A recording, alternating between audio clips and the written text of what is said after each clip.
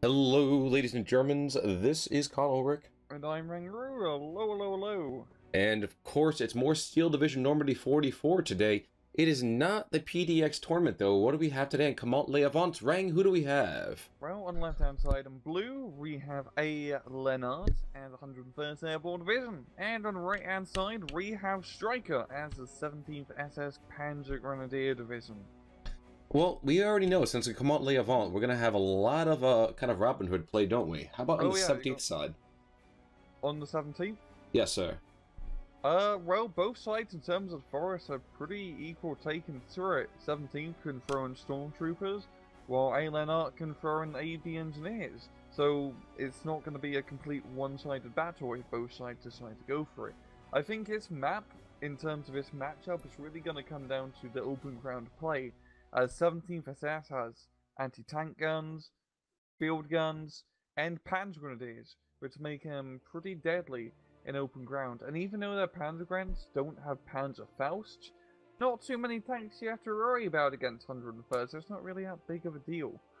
Very true, very true. Then how do you feel about the matchup in the north then? If you look at the American side, there seems to be a very well-rounded composition there. It's like one of almost every single ticket slot. And then the Germans, I mean, the Germans have a very balanced force as well. So do you see that going early on to the Germans or to the Americans? I think it's down to the Germans getting their field guns out and just start blasting the ray, and for the Americans up north, getting that mortar to try and knock out the field guns so their infantry and 50 cals can clear up the job. Gotcha, so it's suns out, guns out, that's what you're trying to say? That's who wins? Suns out, guns out. It's going to be whoever can bring out the most guns, which is how I believe wars are usually run. Both here and on the Jersey Shore. Yeah. But no, we're oh god, I'm sorry, I was just the other day I found out Jersey Shore Part 2 is coming and part of me just died inside. But we're off, and neither player looking to go too aggressive here. I think maybe the Americans are taking a slightly more aggressive position. Slightly more. We got a little bit of deployment on the southern side near that strip of forest. Maybe the Germans are going to try to sneak through up here into the middle forest section. But yeah, pretty passive. Both sides are setting up in their areas with some static weaponry, and we have a Phase A Neville. Now. Oh boy, he knows how to play 17th SS if he's got that Phase A Naval. Or just if he can get a good shot off, that's going to really help out any offensive. I get the feeling though he's just going to try to fix the enemy front lines first before he, you know, shoots his wad. Hey, and Big Dick is here. It's Little Richie. He's in the south. Oh yeah, it's little. Oh, there he is. Looking studly, beautiful in blue. Yeah, we got winters during the winter time. Indeed, indeed. So, Rang, as we build up to the holidays, is there anybody out there you want to say hello to on this particular recording? No, not really. Not really. Just hoping for another year of good Steel Division play, or more Steel Division update, or maybe another game rink. More than fair. More than fair. Now, we are going to find almost a tiny bit of an engagement. IG-18 almost threatens to give us a little bit of action, but neither player really being too aggressive here. Oh, this is very passive play. We're over 2 minutes in the match, and only one shot has been fired. I think we're going to see a little bit of action down south first, as the stormtroopers and AD engineers close in the gap. Then 50 cal firing on the Panzergren, but nothing much. Well, interestingly, we are going to get ourselves a Command M22 coming on in as well, so ironically, the paratroopers are bringing in the first tank of the game. Yeah, quite funny. It's going to be pretty good considering that, yeah, Striker hasn't brought up any AT guns. Makes sense because it doesn't throw about too much in terms of armor, but once he sees the 722, a pack 50mm definitely be a good choice in this southern flank. And oh, is that a second neighbor? Oh, that's two neighbor Earths up north, That is deadly Giro, right? Yeah. Okay, just because I have to now, Striker. Taking a look at Striker, by the way, he sees absolutely nothing. He has no idea where anything is. Lennart doesn't see much more than that, but still, that's pretty devastating. That Striker has absolutely no. He's got nothing. I know. It's mainly because all the American stuff is in the forest, and they're pretty well hidden in that forest. Even there's some spar troops lying around. That's going to make things a little bit hard in the information warfare. I mean, look at the Pathfinders up north. Yes, don't they even are know they're yeah. right in the middle of everything, aren't they? I think our stormtroopers may accidentally just run into him, and that won't bode well for the Pathfinders. Oh, actually, I will say the Germans are a little bit lucky here. They managed to get a P-51 calling in an airstrike down on the IG-18. That was not the naval verver, and that's probably better that it hit that tiny little pop gun instead. Yeah, something would be better for Striker. Keeping those neighbors alive, you can only get 2 of them in A phase, where you can get a lot of IG-18s in A. So we want to try and keep those neighbors up, because they dish out a lot of damage, Khan. And you were absolutely right, by the way. So, yep, Pathfinders get taken out just by stumbling on top of them. Nables are aiming back for the stovepipe, and where's... Oh, they're both going for the stovepipe. Oh, yeah. This could be bad. Yeah, and it's not really much in terms of defenses on this American North. It's really at 50 cal just stunned up and AB rifles, and there's an April dropping in. The mortar's completely useless or about to be dead. Wow, it survives. But this is going to be the perfect time for Striker to route strike and try to make his play up north. That does oppose, though. He is able to suppress that 50 cal. Mortar does go down in the meantime, but that 50 cal is causing a little bit of an issue for him. Yep, he is managed to pin it down once again. I think using the IG-18. And just as long as he gets some Pantograms over in the open, he can make some ground. So it's quite surprising because a.Lennart's doing a rather heavy plane game early on. He's got the Interceptor P-50 run and the Bomber P-50 run. He's using that to try and fly around and stun up those IGs. Now, I do want to call attention to the south. It does look like a kind of minimalist push is starting to gain a little bit of ground here, a little bit of momentum. AB engineers as well coming on in. They're not in flamethrower range just yet, but if they do, that entire southern flank for the Germans might just collapse. Yeah, it just depends whether they can get a good flamethrower off or not before stormtroopers can stun them. It's just really about who can shoot who first. Indeed, indeed. But Germans do break contact, drop smoke, and run away. Which is, yeah.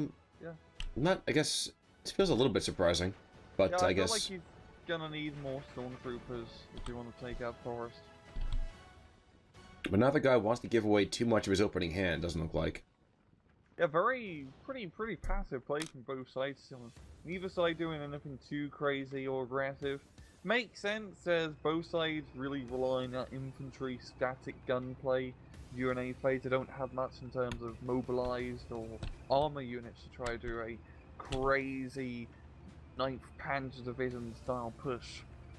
Well, and that's true, but at the same time, I guess you also have to realize that 101st does not really go to many places from here. Oh no, I mean, you're at the plus run right now, which is definitely beneficial because they will not be stacking rail later on. But they're making some grounds down south now, using their AB engineers to great effect.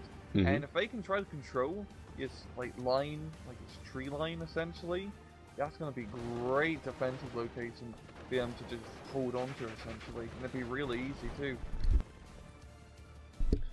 Indeed, and having more Pathfinders having these, let's call them engagements of convenience. Yeah, I mean it's very airborne of them, you know, behind enemy lines, surrounded, and then killed.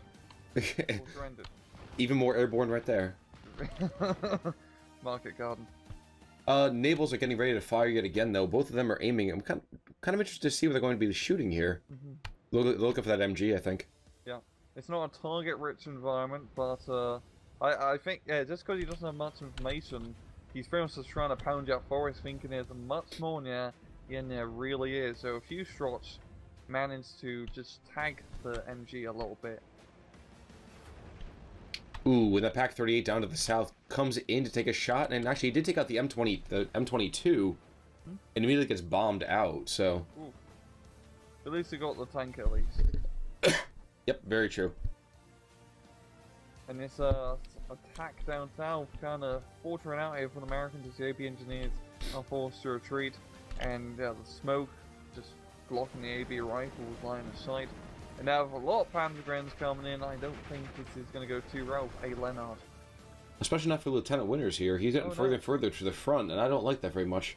I know. He's supposed to survive, damn it. But he's also apparently a rather effective fighter, too. I guess I never gave him the credit for that. Yeah, even the unit themselves are pretty good CQC. 2 Thompsons and 2 M1 carbines. That's a rather deadly piece of close-range kit, especially against Panzergrens.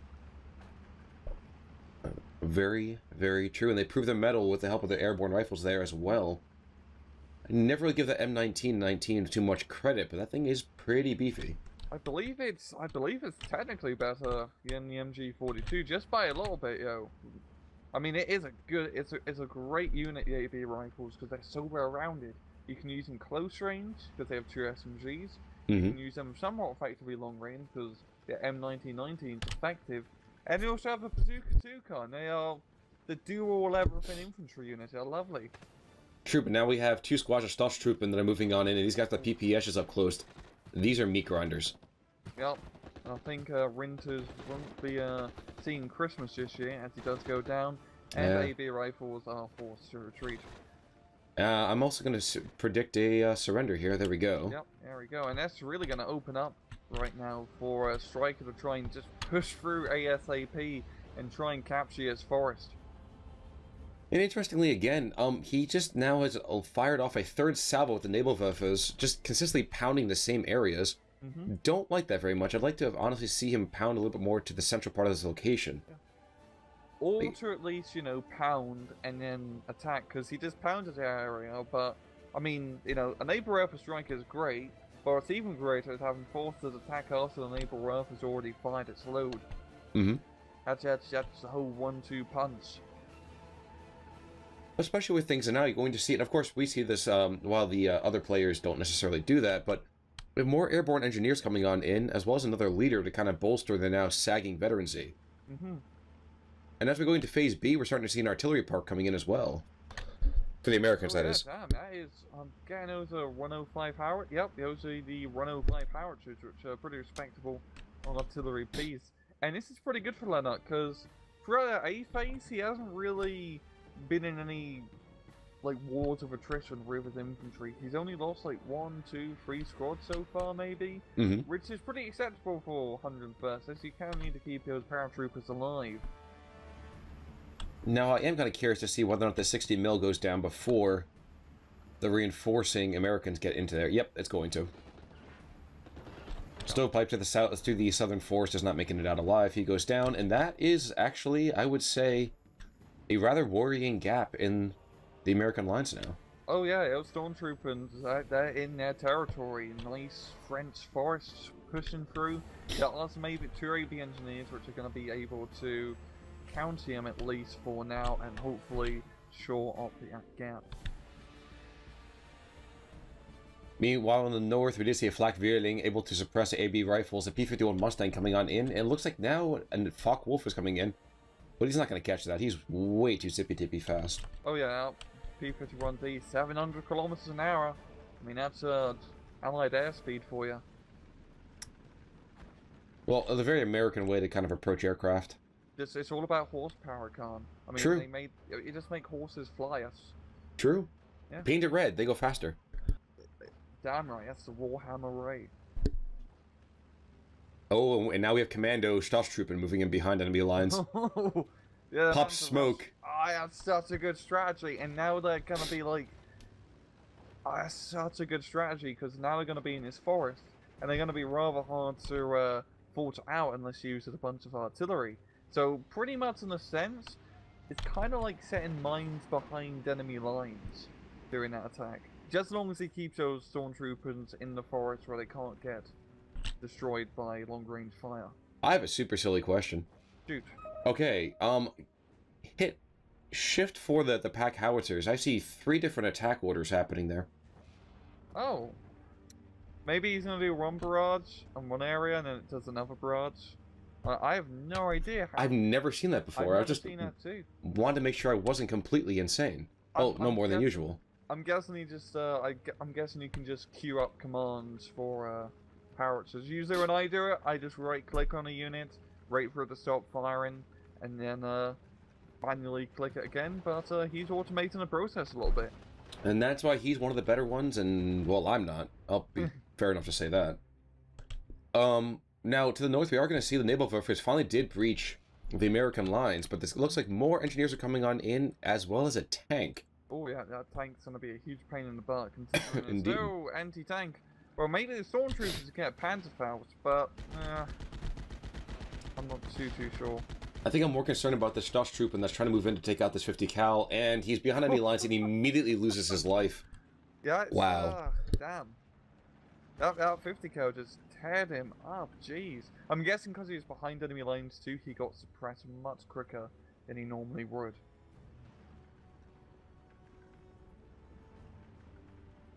But yeah, Germans are kind of piercing down south now, they're piercing up north. They got that plus 1 point advantage and slowly catching up to a.Lennart. Fun? I think you muted yourself, buddy.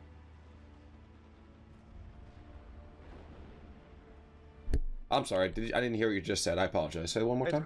Cool. Pretty much the Germans have pretty much pierced up north and they're starting to pierce down south quite a bit. They got that plus 1 point advantage. And, well, the Americans are starting to bring a lot of stuff into the center and northern areas right now, but I know the Germans making some good progress down south. Very, very true. I guess what I want to ask you in this particular case, after we watch the airborne engineers to the south get forced to surrender, is do you think these pack howitzers are going to be able to deliver enough effective fire? Ooh, getting pinned. I think that answers the question. Well, yeah, I mean, to kind of be able to bolster back everything else, like, I don't know. I don't know. Well, 17th can just bring out more artillery in 101st, but I think a.Lennart just needs to reposition his howitzers for now so they're out of range of the mortars. And just as long as he can use those howitzers to knock out the important targets as mortars and the field guns, he can negate the 17th's biggest strength, which is static weaponry. Very, very true.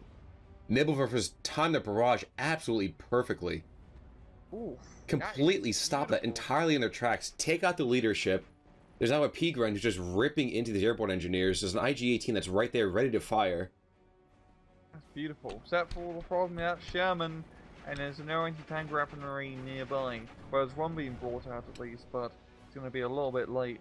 Well, and this brave Flakvierling that is just firing now, what, the 20mm cannons at it? Yeah, I mean, maybe able to stun it up. No. Maybe, no. I mean, no. just look at it, it's missing all over the place. The HE value is way too low to do any kind of real overall damage.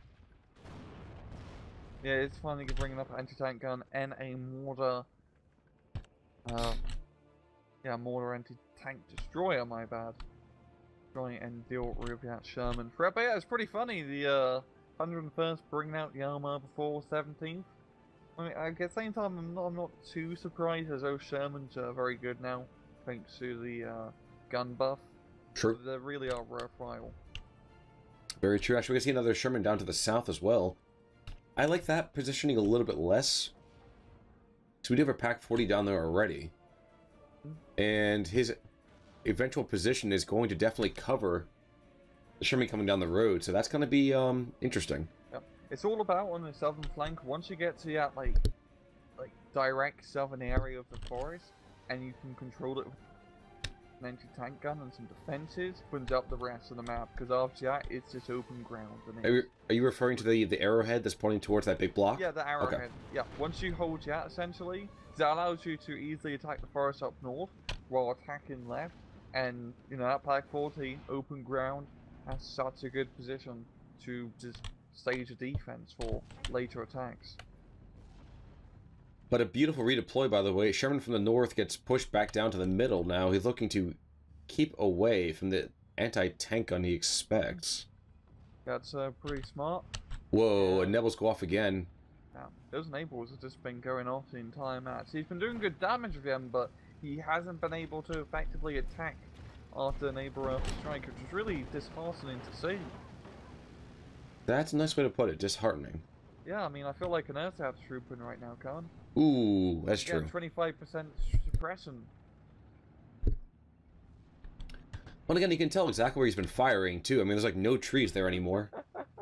It's just craters. There's a lot of fiery craters. It's either the moon or, you know, a scene from Fern Gully, right at the end of that movie. Yes, I just referenced that horrible, horrible movie. No idea what I'm talking about, though, right? Ferngully? I'm not gonna lie, I've never seen it. You are one lucky man. Pioneers are on the field. Yep. And, good God. Oh my God. Alright, guys, he just died. Don't surrender. Come back to the fold. Too late. They no longer want to be part of the Third Reich. They just want those street POW camps. Were the 17th SS supposed to be the most fanatical of the entire group? Oh yeah, remember the whole castle thing? Where the Germans fought Germans? That was the 17th SS attacking the castle. I still need to do more research. I think I told you there's a movie coming out for that entire event. But I don't know if that's going to see American release or not. Yeah, well, there's internet at least. True.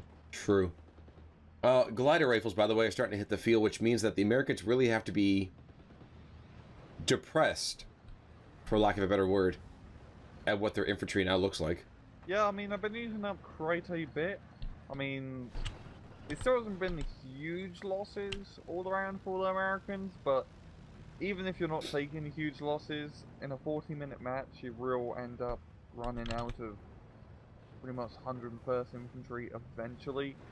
And that's really going to be the problem for a.Lennart. I mean, he does have pretty decent air power using your T-51s to constantly bomb and strafe at the German positions. Really, the T-51s have been stopping these attacks happening up north. But I think you'll need a little bit more air power if you want to try and get a +1 point advantage again. You're still in the lead. Very true. Now, again, we are going to see 3 more airborne engineers coming on in. Oh no, glider leaders and 2 airborne engineers. My bad. He's going to be pretty much tapped down for engineers, doesn't he?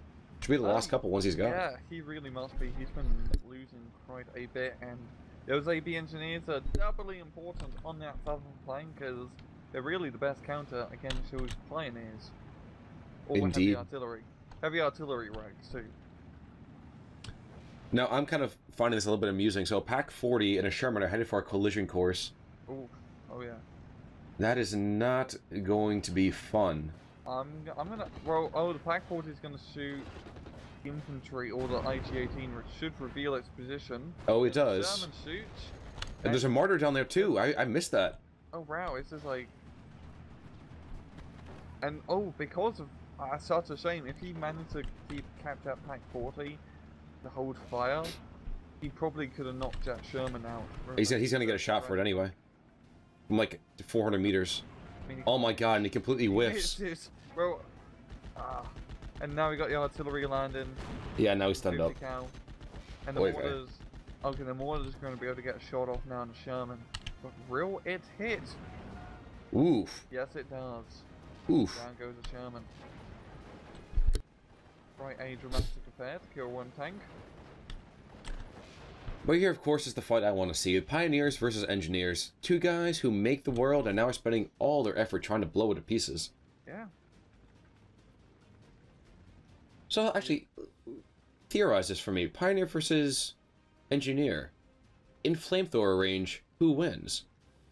It's really just down to who can throw who first. I'm really going to give it to the AB engineers, as just that small time of the grenade in midair is just that little bit extra compared to the flamethrower, which just flamethrowers immediately. So I would give it to the AB engineers as they can get first shot out just by a little bit. But at the same time, once they're flaming, the grenade's in midair, it lands on the engineers and they take a huge loss. True, and actually, I guess with that extra bit of veterancy as well from the glider leader that's right there, he probably has to see a little bit more of a oomph, doesn't he? Yeah. Also, at the end of the day, when it comes to a grenade thrower, a flame... I would love to see a grenade thrower. I think I called automatic grenade launchers. But in a flamethrower, grenade thrower fight, no one really wins. Everyone dies. Well, except for us. Except for us, the viewers. Now we are going to see, finally, at long last, a real armored vehicle coming in for the Germans. A Stug 4 coming on in. Ooh. There was a 234 that was prowling about before, but it looks like he's been taken long since out because of that DD tank. And the mortar's revealing his own position, not going after the tank, which I think is a bit of an error here. Yeah. But, oh well. I think you can see it, and That Sherman's in a rather hidden spot. The Pack 40 is going to be taking a shot. Okay, good. It really hit. No, it bounces. It bounces. I feel like there's just constantly. I feel like all the German stuff just tends to bounce. Well, it could also be confirmation bias. That's also fair, yeah. You know what? I hate it when you're right. I hate it. You know, it's awful. We are going to see an M10, by the way, coming on in, so Wolverine's right in the field. Which is going to be its own set of, kind of hell for the Americans to do. Excuse me, for the Germans to deal with, not the Americans. Yeah, I mean, that two-star infantry does make it rather annoying to deal with, but once again it comes down to who can shoot who first, because those Stug 4s, they have Trove armor, which is pretty respectable compared to the 13 AP you had the M10 Candice out. So, I know, at the same time, he can only get like 1 or 2 of those 2-star M10s before he has to resort to using regular M10s. Well, 17th Pnzr can get a lot of Stug 4s. This may be another kind of confirmation bias or observation bias, but you don't ever really seem to see Germans moving forward with, let's say, officer support. Pioneers seem to always go forward on their own. By the way, to the south, the Pioneer attack, well, it's been a 2-on-1, now it's a 2... Oh yeah, this is not looking pretty for him. There's another surrender. Well, I'm noticing now because a.Lennart, he has 1 card of paratroop leaders and then 1 card of glider leaders, so he has like 2 cards worth. Well, have you seen German off? Yeah, awesome German. There's a couple of them. Yeah, so he probably only has 1 card of Panzer Grenadier Führers. By the way, we also had a Nebelwerfer 42 in the bottom, so a little bit more bang for the buck. Those are huge rockets by comparison. Yeah, it's pretty much double the DACA of a Nebelwerfer 41 in scientific terms, of course. Of course. It makes bigger boom. Well, yeah, exactly. Yeah. You're looking at the lines. Just look at the density of the American lines right now compared to the density of the German lines. It's not looking too good for you. I mean, down south we got like a few infantry holding, but it's really not enough. I mean, yeah, mortar through some infantry support can easily clear up the Ray. And up north too, even though we have a DD and an M10, we got a Pack 40, a mortar, and a Stug 4 all there ready, and as well as Nebelwerfer support to try and beat him out. So I know this is really starting to get a little bit tricky-dicky for the Americans, considering strikers also at the +1 point advantage. It's interesting that you say that, because I was going to turn around and say that at the same time the Americans are the only ones that really have anything in the middle third. Yeah, that's really where all their identity is, in that forest area, but really all the Germans have to do is come around the flanks, especially at like once you get down south and into the open ground. If you can get some Stug 4s over here, it's GG really. Because in an open fight, those Stug 4s are pretty much nigh invincible against 130, just as long as you're not an idiot. So here's the question then, why aren't the Americans trying to retake this forest? I mean, we're seeing like half-hearted attempts, but there's no artillery fire, there's no anything really. Yeah, I mean, every time he's done it, it's really just been, he's been out-pioneered. I mean, the striker can just get more pioneers and AB engineers, and then just beat him out in terms of pure attrition, essentially. This is what his forest fight down south has essentially came to. Also because he has vehicle support on the southern flank, it's helping him shore up the forest much easier, because he can rely on some vehicles to help him out. By the way, to the north, 1 DD tank goes down. The Martyr is to credit for that kill. And that's just M10. Yep, and now I think we're starting to see a true collapse of the American lines to the north.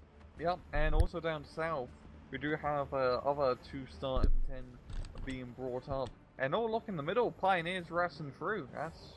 He really does love his Pioneers. He must at least have like 2 free cards worth. Well, he's using them really well, too. Yeah, Pioneers are such a good attacking unit for the Germans, especially against 101st, because even if they die, it can always at least get 1 grenade off, and that can do a lot of damage. You know, we've talked about off-casts about opportunities to really kind of give a little bit more variety to the Germans. I'd like to see a mainline infantry unit outside of Pioneers. That's the good Bolterledung. That bundle grenade. It'd be kind of nice, you know? Yeah, something like a grenadier unit maybe. Exactly. Or like a 5-man squad. You know, a little bit of flavor. I can understand why they've done it, because a lot of the German army was pretty standardized compared to the different national ideas. Yeah, the British, the French, Polish all had when it comes to infantry deployments. Yeah.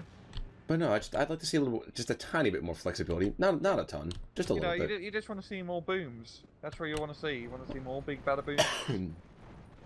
True, true. Yeah. But at the same time, I just feel like the Pioneers at some points. I mean, they're an excellent unit. Don't get me wrong. But I don't know. Something just always hits me weird about it.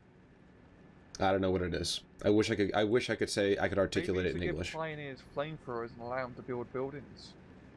Hey, honestly, they did have flamethrower detachments. It's just none of the German stuff ever seems to use it. Stick him in a half track, they become a flam panzer half track. A Flam Pioneer Panzer? Yeah. I'd be okay with that. An FPP. 55-45, by the way. So, Nebelwerfer in the south blows apart the forest, forces back 3 squads, and it's basically the Germans down there. Yeah, I mean, these Nebelwerfers have just been on point.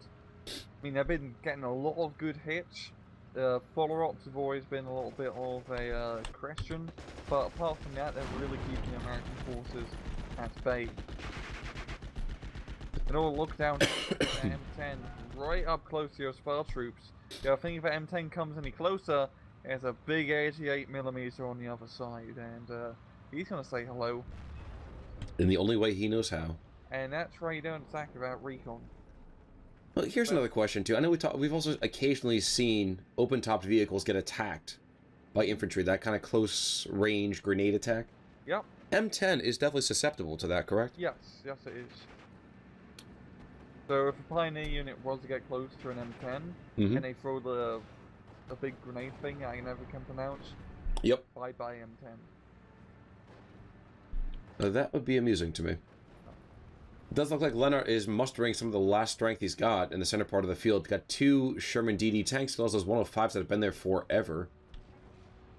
Yeah, and it's just not looking good for Lennart. 101st does not do well in attrition warfare, and 17th Pnzr complete opposite. They love a good old attrition battle, and this is what this match has pretty much just now come down to.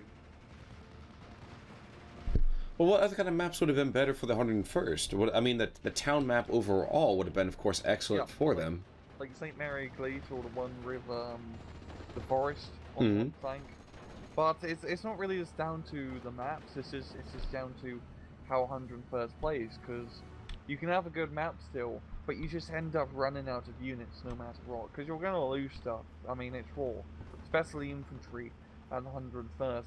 And unless you can get like +1, +2 point advantage early on, and then hold onto it just enough to get you through the end of the game, it's not going to be going too well. He has been using a little bit of air power, but not like a ton, especially into his later game. It's really just been those light P-51 attacks. Very true. Now, amusingly, almost we're seeing a couple last squads of airborne rifles coming on in, and that M10 has forced back both the Marder and the Stug 4. Damn, it's good positioning there for sure, because the Stug and Marder come around the corner. They don't have a turret, so they take a little bit longer to turn and try to deal with M10. And that air power continues to be dominant, taking out a bunch of the ranged firepower for the Germans. Yeah, well, that was a good P-47 strike. Indeed, indeed. They're just thinking the Germans now. I mean, lost some order up north, but they have their anti-tank game on point. They got their artillery game on. Oh, damn, he loses to Stug up north too. Never mind. Marder's down as well. I turned away to watch. There was a Stug that was dueling with a 57 mil. And apparently got taken out by literally the last shot, so that was fun. But yeah, really his whole northern flank hinges on this 2-star M10. Which is, you know, that's pretty good, but at the same time, an M10 is pretty susceptible to a lot of fire. So once he loses it, this whole northern side really is going to collapse. True, but there's really nothing there to force it back. Good point, good point. There's no real Panther Grenadiers. All the Pioneers are now dead. And now it's the AB rifles of the M10 moving up here at the same time. I think M10 could get shot by the Pack 4. Never mind. Oh, the Pack 4 is going to lose line of sight. True, true. Maybe And honestly, do something. the attendant infantry is just too slow to really achieve a great breakthrough, or even to screen the M10. Yeah, and then you got Neighbour of the Air, which is slowing it down a little bit, and now you got that Stoke 4 coming in up north to try and counter at M10. And yeah, the Germans, they got the AA game, they got the 7.2s, they got the they got the flag furling trucks down south as well. And as you can see, it was P-51D Mustang, that one didn't even get the bombs off, which isn't good when you're relying solely on air power to get you through the last stages of the match. Absolutely right there. And like you're saying, last stages of the match are 6 minutes left to go. And our Axis player is up, well, a statistically significant amount, and it's only growing more and more deadly there. Yeah, I mean, he's got the Southern Forest completely under his control. It's really just, yeah, M10 and the shirt and the armor all over a.Lennart, which is keeping him in the game. And mainly just because he's played in behind the forest, not expose himself in the open to just try and, you know, stomp any, try to hold the choke points, essentially. But in the end of the day, Striker, he just needs to hold on to that +1 for a little bit more, and he'll take the victory. Of course, as soon as I say that, it's now back to a 50-50. And I was actually worried that maybe the Germans have run out of infantry, but just as I say that, 3 more squads coming on in. Yep. 17th, they can bring out a lot of infantry. And that's what makes them so good at attrition warfare. And it's all good infantry too, Con. You got the Pioneers, Pantogrens, Stormtroopers, whole kit and caboodle, everything you ever need. Indeed, indeed.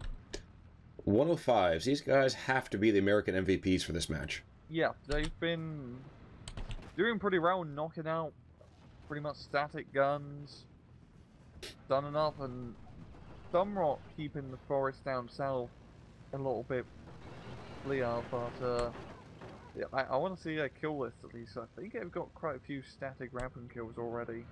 You know, too bad he hasn't used them to try and counter battery the neighbor others, because those are really a high priority target.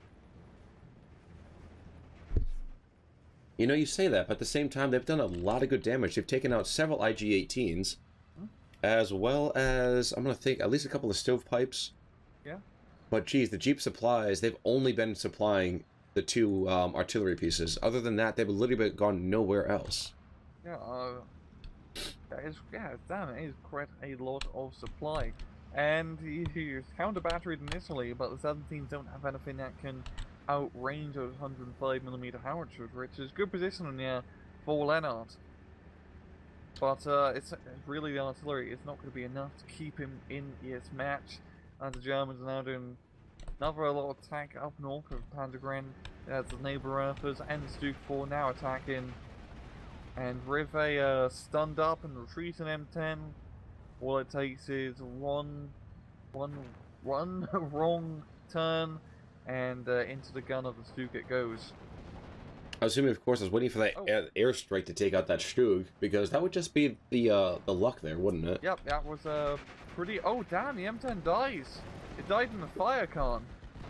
You said, oh damn, and I looked back up to the north. I was shifting down to the middle, and I just saw the icon gray out. That was from fire? Yeah, that was fire.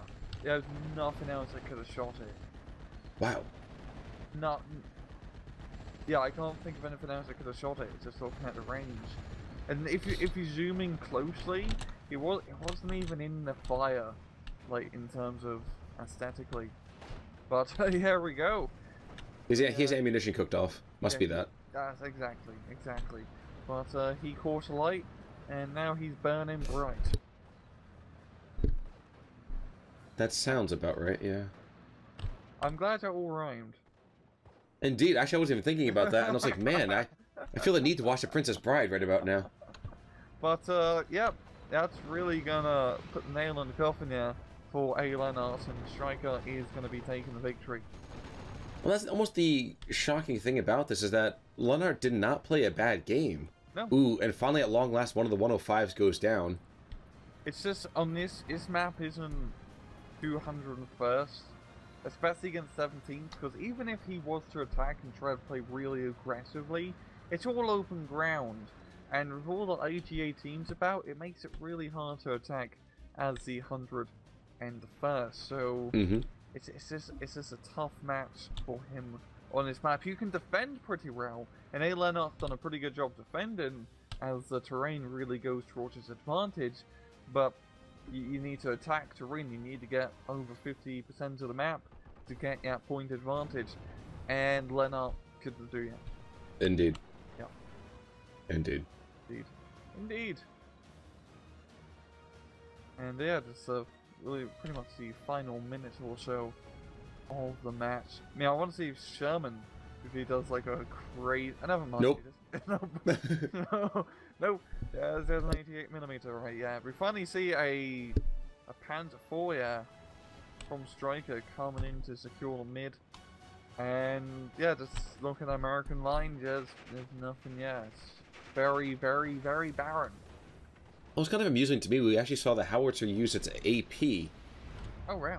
So he took out a light scout vehicle, which is kind of amusing to me. But even more so than that, the fact that we're seeing almost a 231 push from the Germans tells me that the Germans don't have a whole lot left either. No, all they're just doing that auto cannon round, see how much ground they can take in the shortest amount of time. True. And they're pretty much, yeah, we've got the M22 Locust, which is probably the last tank that Lennart can be bringing out. And there's only 20 seconds left, and I think these 2-3-1s are going to be going in for the rush. Well, amusingly, the guy being brought in, his name is a.Lennart, so he's a good German lad fighting against the Germans here, but Yep. And here we go, very close kill death difference, only like 2,200 point difference. 2,000 would be a different story. Just a tiny bit, yes. Yeah, 200 point difference. We some good trades back and forth throughout. And look at the early game, yo. It's a lot of red. I mean, damn, those Pnzr and Stormtroopers all going down. And that's because Lennart had a good defensive position, but he just couldn't really attack. It was quite the issue.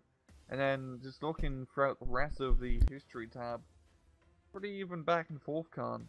I mean, you just like the Pioneers die in groups essentially.